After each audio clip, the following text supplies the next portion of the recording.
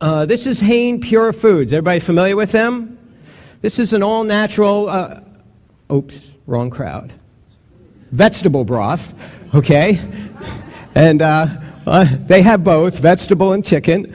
And on the label it says 99% fat-free.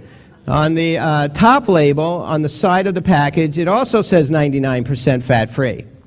Now, you don't have to be a rocket scientist to figure this out. If it says 99% fat-free, how much fat should be in this product? 1%. But what did rule number 1 tell you? Don't ever believe it. So let's turn it over and let's see, is this low in fat or is it low in facts? Well, it's got 30 calories. 1% would be 0.3 calories from fat. Is that what we find? No, we find 20 calories from fat, which makes this product 67% fat. Now it says 99% fat-free, but it's actually 67% fat. Does that bother anybody? So, how do they do it? Watch carefully. And what we're going to do is we're going to look at some numbers that a few minutes ago I told you to never look at again. The only reason I'm going to allow you to look at them for the next few minutes is because we're going to do it under my supervision, okay? Don't try this at home alone. What I want you to do is look at the weight of fat per serving. Everybody see it? 2 grams. Then I want you to look at the weight of the serving. Now notice these numbers aren't in bold and they're not next to each other. So if you don't know to do this, it's not easy to figure out. Now take the weight of the fat divided by the weight of the serving and you get 0.8% fat, which rounds up to 1% fat, or 99% fat-free by weight. But here's the problem. Since we've been getting health guidelines in America, all health guidelines have asked you to limit fat as a percentage of calories. Yet every product labeled in the world lists fat as a percentage of weight. There are 2 different systems that have absolutely no relationship whatsoever. And actually, not only that, do you know that calories from fat weren't even listed on the label until the last update? They used to only list grams, so to get the calories you had to do some math. So they said by consumer demand they listed calories from fat on the label now. But I don't know what consumers they were listening to, because that's not what I requested when I wrote them, because I don't want to know calories from fat. Do you know what I want to know?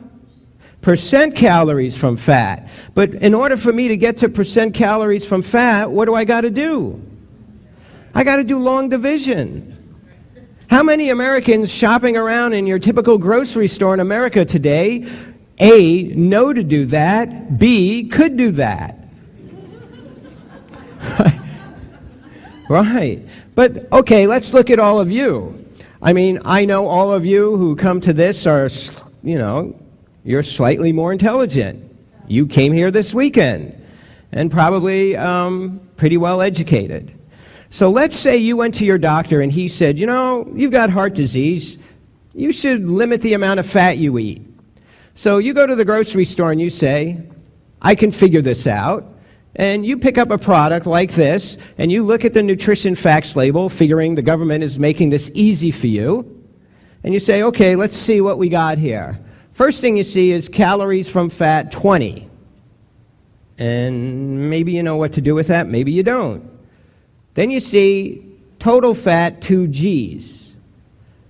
Maybe you know what a G is or maybe you don't, but you're glad there's only 2 of them. And then over here it says 3% of a daily value.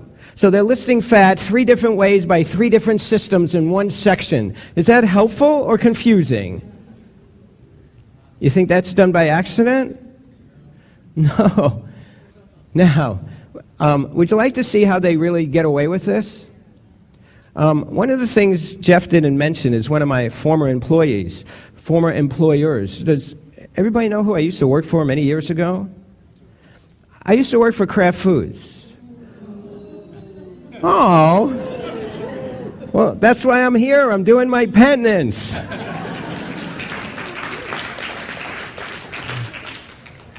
So yeah, I worked for Kraft Food for about 10 years during the 80s in management. And I was there during all those low-fat days. And I will show you exactly what they do, but on one condition. See, when I left Kraft in 1992, I had to sign papers. And the papers said that what I'm about to show you, I can never show anybody. But I will show you on one condition. And you know what that is? Tell everybody. Let them sue me. I don't have any money. Okay, here's a little can. Back in the 80s, everything had a lot of fat in it. Fat's got it's got a certain texture, a mouthfeel, it's shelf-stable. So they like to put it in food. So let's say in this container they put a tablespoon of oil. That's just going to be my example. A tablespoon of oil is 120 calories and 120 calories from fat. So if that's what all was in this little container, this product would be 100% fat. But then 1980 rolls along, and everybody wants low-fat products. You've got a product that's either high-fat or all-fat. So now you're stuck. You either got to make a better product or cheat. Guess what they did? Right. What they did was add water. Does water have any calories? Does water have any fat in it? So where do all of the calories still come from? Fat. But does water have weight? Yes, it adds 750 grams. So the total is now 764. So take the weight of the fat, divide by the weight of the serving, and you could sell this 100% fat product as 98% fat-free by weight. But realize there's never ever been a health guideline for fat based on weight.